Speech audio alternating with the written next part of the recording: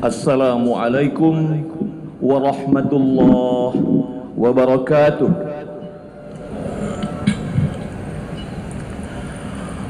Allahu Akbar, Allahu Akbar.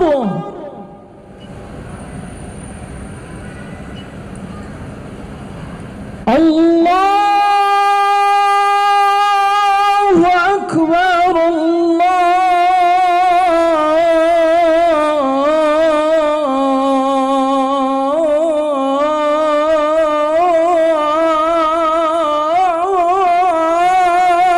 Akbar.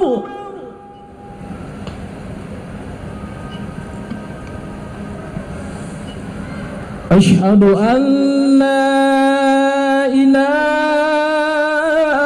illallah.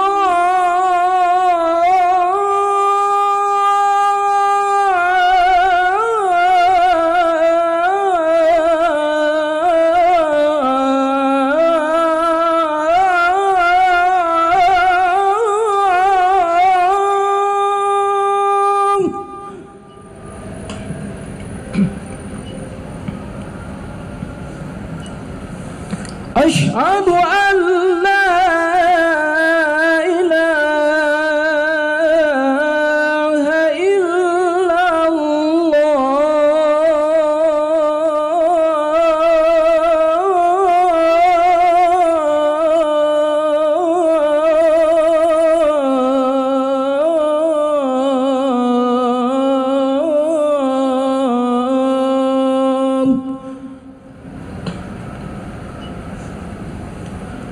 Asyhadu anna Muhammadar Rasulullah.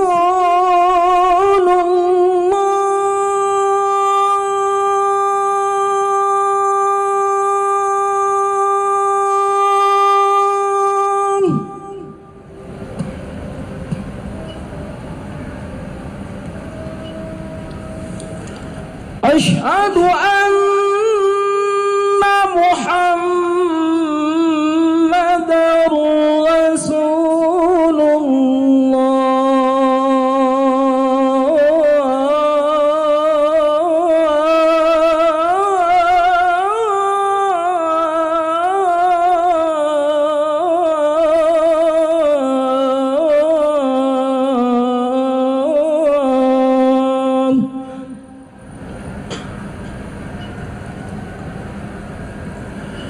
Hayya 'alas salah.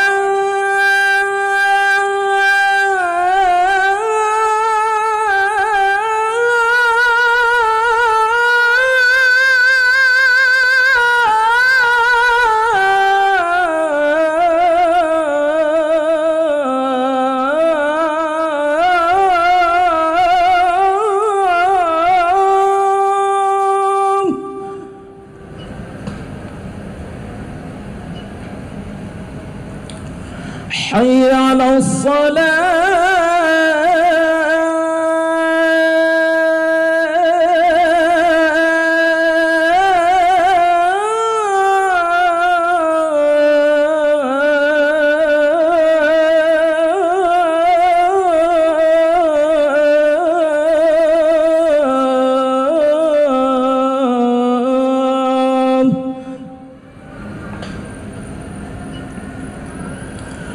حي على الفلاح.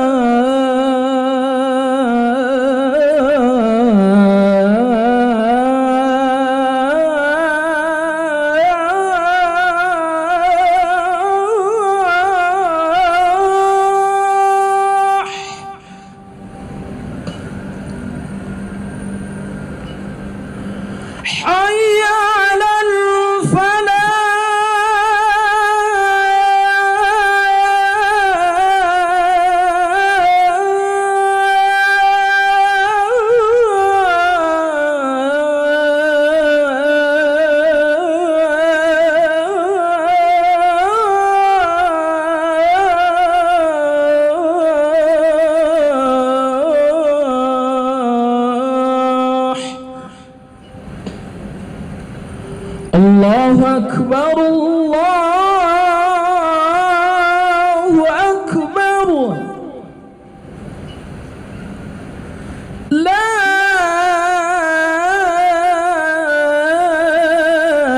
إله إلا الله.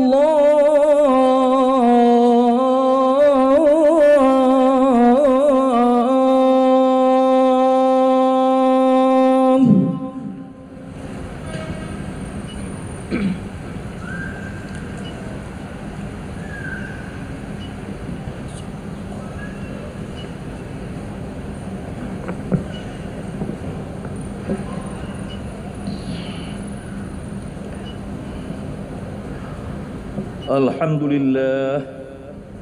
Alhamdulillahilladzi ja'ala al-yawmal jum'ah li'ibadihil mu'minin wa ja'ala fi ta'atihi 'izzad dunya wal akhirah lit-ta'iin. Asyhadu an la ilaha illallah wahdahu la syarika lah wa asyhadu anna Muhammadan 'abduhu wa rasuluh al-mab'uts rahmatan lil 'alamin basyiran wa nadhira wa da'iyan ila Allah biiznihi wa sirajan munira. Allahumma salli ala 'abdika wa rasulika Muhammad wa ala jami'i ashabihi wa alihi wa sallim tasliman katsira. Amma ba'du, usikum wa iyaya bitaqallah. Bismillahirrahmanirrahim. Wa man yu'azzim sya'airillah fa innaha min taqwal qulub. A'udzu billahi minasy syaithanir rajim. Bismillahirrahmanirrahim. Muhammadur Rasulullah wallazina ma'ahu asyidda'u 'alal kuffar ruhama'u bainahum tarahum ruk'an sujjada yabtaguna fadlan minallahi wa ridwana simahum fi wujuhihim min atharis sujud. Sadaqallahul azim. Surat Al-Fat ayat yang ke-29.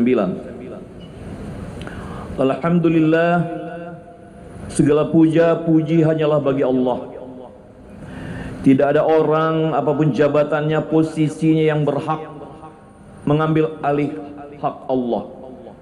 Segala puja-puji hanyalah bagi Allah. Selawat dan doa kita mohon kiranya Allah berkenan mencurahkan pada arwah Nabi besar Muhammad sallallahu alaihi wasallam. Mudah-mudahan kita yang hadir, kita yang mendengar menjadi bahagian dari umat Muhammad yang baik. Amin.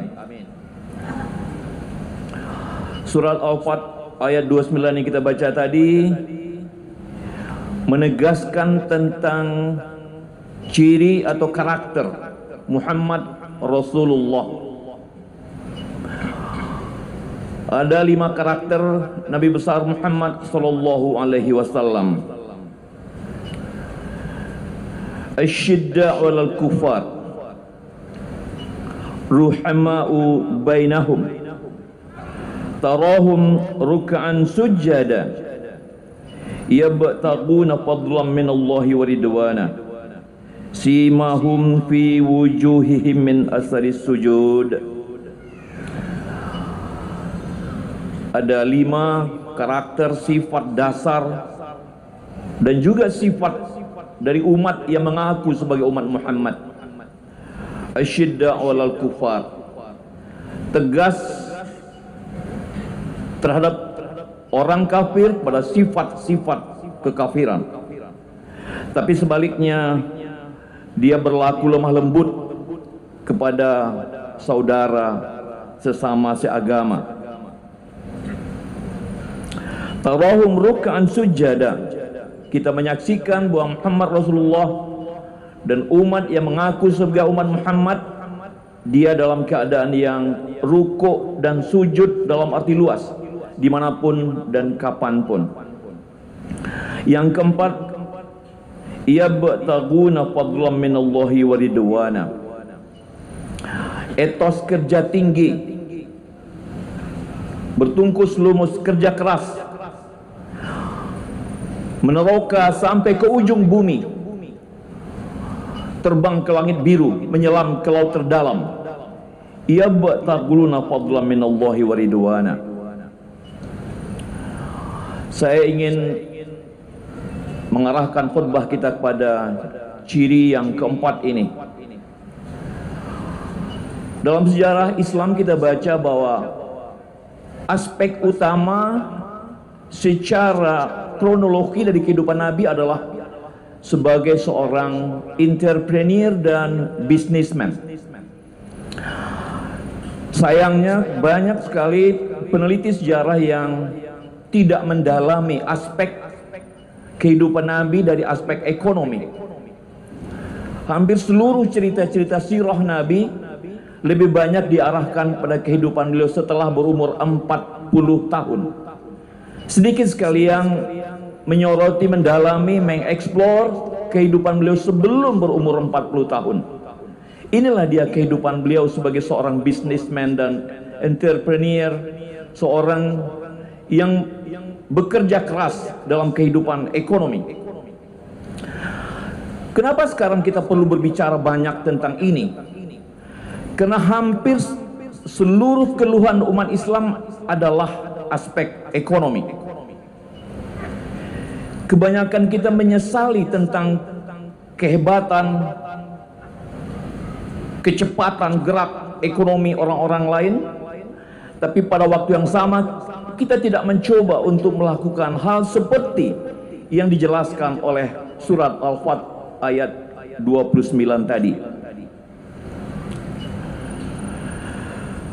Kalau kita baca sejarah kehidupan Nabi, ternyata bahwa Nabi sudah mulai berdagang di dalam wilayah Hijaz semenjak berumur 12 tahun,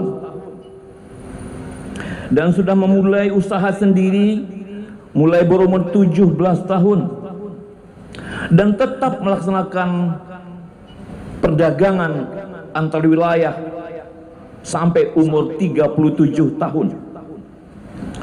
Dan itu berarti dari umur 12 sampai dengan umur 37 tahun, berarti 25 tahun adalah kerja-kerja Rasulullah SAW dalam aspek ekonomi.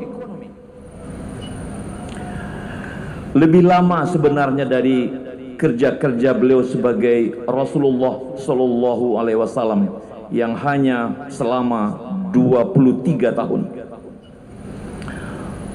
13 tahun di Makkah dan 10 tahun di Madinah. Kerja-kerja ekonomi beliau adalah 25 tahun, dan kerja-kerja risalah beliau adalah 23 tahun. Secara konseptual, Rasulullah adalah seorang konsep ekonomi, merumuskan tentang ekonomi Islam. Kalau kawan-kawan kita sekarang sedang mencari-cari bentuk bagaimana tentang ekonomi syariah, saya kira jangan dicari kemana-mana, dicari ke dalam sejarah kehidupan Rasulullah Sallallahu Alaihi Wasallam. Kenapa Nabi bisa menjadi seorang yang cekatan dalam bidang ekonomi? Jawabnya adalah pengalaman demi pengalaman hidup beliau memaksa beliau untuk menjadi seorang yang bekerja keras,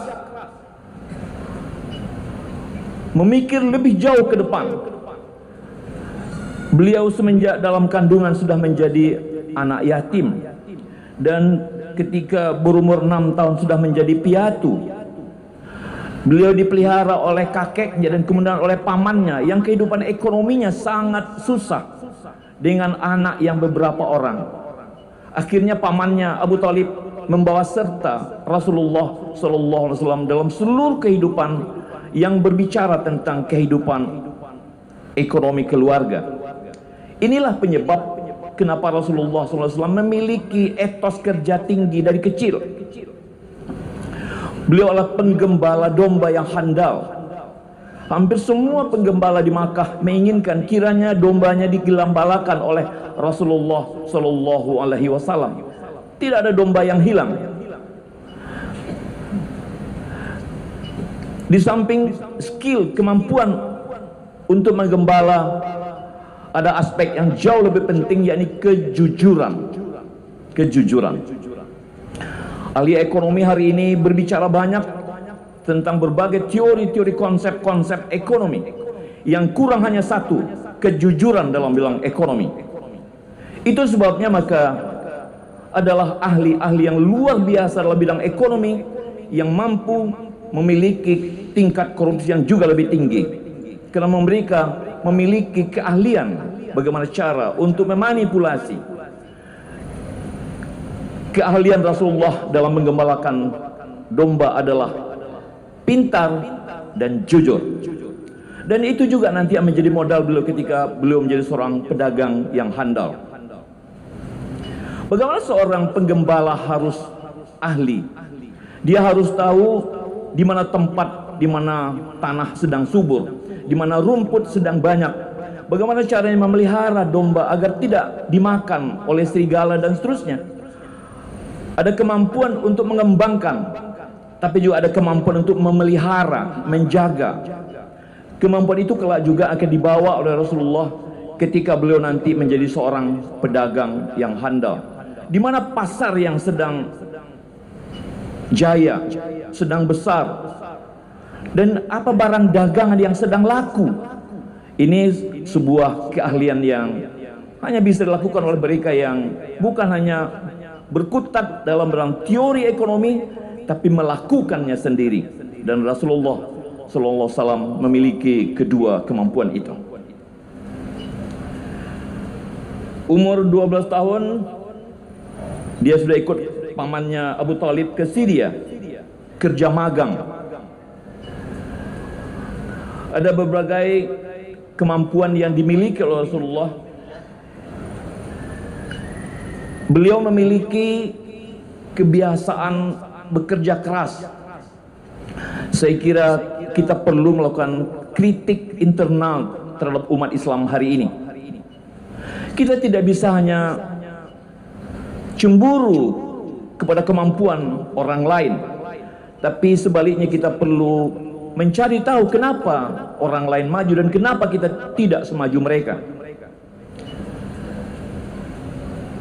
Perjalanan bisnis Rasulullah di dalam peta-peta ekonomi Jazirah Arab, ada yang ke Yaman, ke selatan, ada yang ke utara, ke Syria, ada yang ke Bursa, ada yang sampai ke daerah timur, ke Irak, ke Yordania di utara, ke Bahrain, Joras, Al-Hirah, dan sampai ke Gaza, Yordania hari ini.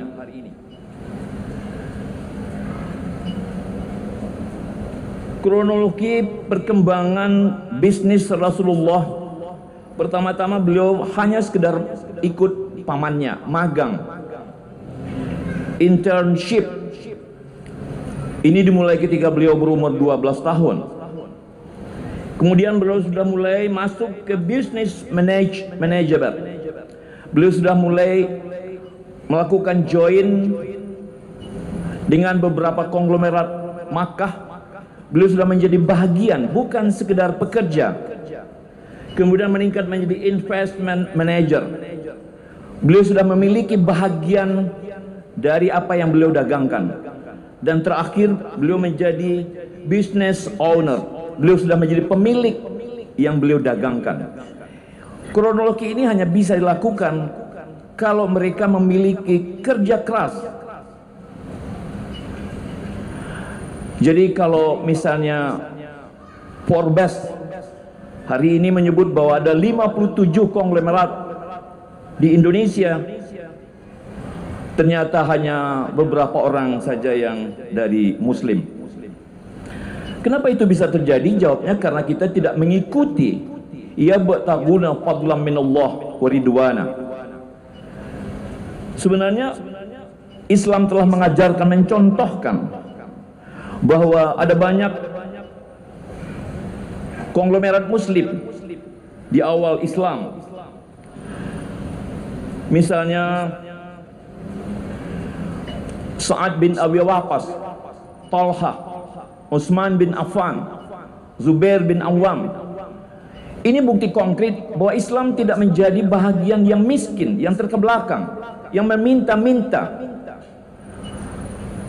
Bukankah dari 5 rukun Islam hanya 1 yang tidak memerlukan kekayaan?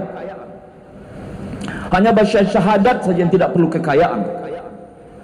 Untuk sembahyang kita perlu menutup aurat yang rapi. Kita perlu bikin masjid semegah masjid raya ini atau lebih. Untuk puasa kita perlu makan sahur dan berbuka dan membukakan puasa orang lain. Itu perlu kekayaan juga. Untuk zakat sudah tertentu haulnya dan nisabnya. Untuk naik haji sudah tertentu angka-angkanya. Hanya 1 saja rukun Islam yang tidak perlu kekayaan. Selebihnya perlu kaya. Oleh karenanya saya kira pesan Islam adalah tangan di atas lebih mulia dari tangan yang di bawah. Kita tidak pernah ada anjuran dalam Al-Quran untuk menjadi penerima zakat. Seluruh anjuran dan motivasi dalam Al-Quran adalah pemberi zakat. Orang yang memberikan, menafkahkan hartanya, bukan menerima nafkah dari orang lain. Kenapa lalu kita sepertinya menganggap aspek-aspek seperti ini kita tinggalkan, lalu kita cemburu pada kemajuan orang lain? Kita sekarang menjadi pengguna yang baik, follower, tidak pernah menjadi produsen yang baik. Untuk masa yang akan datang, harus kita yang menjadi konglomerat. Harus kita yang menghasilkan, bukan sekedar menggunakan. Agar apa?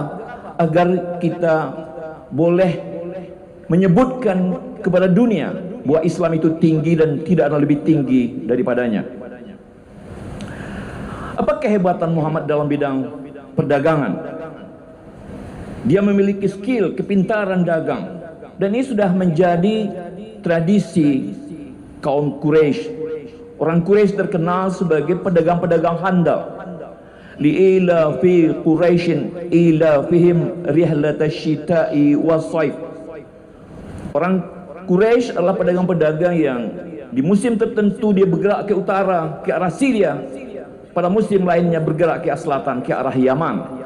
Itulah dia Quraisy. Dan itu sebagian darah itu mengalir kepada Rasulullah sallallahu alaihi wasallam.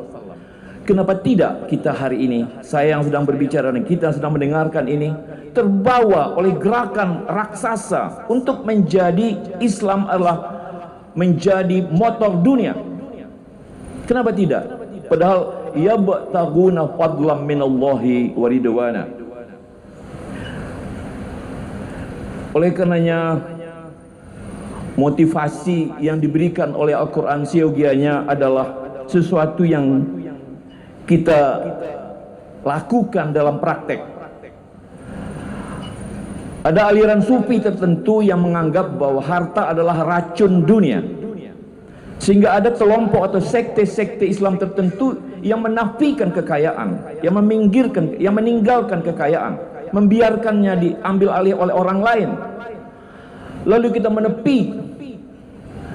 Tapi bukankah Rasulullah SAW itu pergi ke Gua Hira hanya 1 kali, dan itu sebelum turunnya ayat yang pertama. Setelah turunnya ayat, Nabi tidak pernah lagi pergi ke Gua Hira. Beliau nanti pergi ke Gua Sur untuk pergi hijrah ke Madinah, tapi ke Gua Hira sudah tidak lagi. Jadi kenapa kita lalu mencoba untuk berlama-lama di Gua Hira, menepi, membiarkan dunia diambil alih oleh orang lain, lalu kita bersedia menjadi orang yang kalah? Itu barangkali bukanlah ajaran Islam yang mensejajarkan, mencari titik equilibrium antara dunia, kebahagiaan dunia dan kebahagiaan akhirat. Tapi bagaimana mungkin kita lalu akan bahagia di akhirat saja kalau kita lalu melarat di dunia? Kita tidak bisa mensedekahi orang lain, kita tidak bisa membuat masjid yang bagus, kita bisa tidak naik haji, tidak bisa bayar zakat dan seterusnya. Bagaimana mungkin lalu kita menjadi bahagia di akhirat sana? Oleh karenanya seperti yang saya katakan tadi, hanya 1 rukun Islam yang tidak perlu kekayaan, 4 diantaranya perlu kaya. Saya kira pesan utamanya adalah mari kita, anak-anak kita sebahagian akan ada yang masuk ke IAIN, ke UIN, sebagai ada satu yang kita sisakan untuk ke fakultas ekonomi. Akan ada yang kita sisakan juga untuk bidang-bidang dunia yang lain. Kenapa? Rasulullah telah menunjukkan kepada kita cara-cara jalan kehidupan, di mana salah satu cirinya adalah yabtaguna fadlan minallah wa ridwana. Mudah-mudahan Allah akan memberikan pada kita petunjuk sehingga kita dapat melakukan yang terbaik demi Islam dan untuk Islam, sehingga Islam bukan menjadi sasaran, bukan menjadi orang yang dijadikan sebagai sasaran tembak yang boleh diperlakukan seperti maunya. Harus kita menjadi pemegang kunci dunia ini. Salah satunya adalah melalui bidang ekonomi. Barakallah li wa lakum fil Qur'anil azim wa nafa'ani wa iyyakum bima fihi minal ayati wa dzikril hakim wa taqabbala minni wa minkum tilawatahu innahu huwas samiul alim wastaghfiruh innahu huwal ghafurur rahim.